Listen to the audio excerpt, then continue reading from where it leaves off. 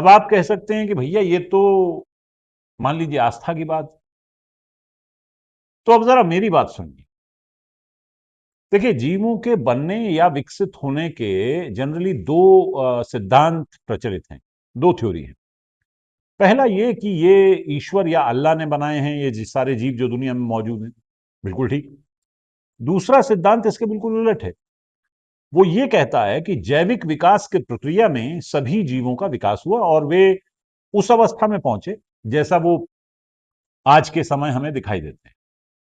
इन दोनों ही सिद्धांतों में से आपको जो भी मानना हो मानिए, लेकिन ये तो आप मानेंगे ही कि कोई भी जीव जब भोजन करता है यानी खाना खाता है तो उसका शरीर उस भोजन में से शरीर के लिए आवश्यक पदार्थों का अपशोषण कर लेता है और जो अपशिष्ट यानी बेकार का पदार्थ बचता है उसे निकाल देता है, जिसे विष्ठा कहा जाता है। यानी विष्ठा भोजन का वो हिस्सा होता है जो अपशिष्ट होता है।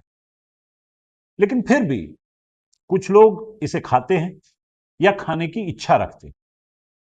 अब मनोविज्ञान की दृष्टि से देखा जाए तो ये एक बीमारी होती है जिसमें इंसान की इच्छा विष्ठा खाने की हो सकती है।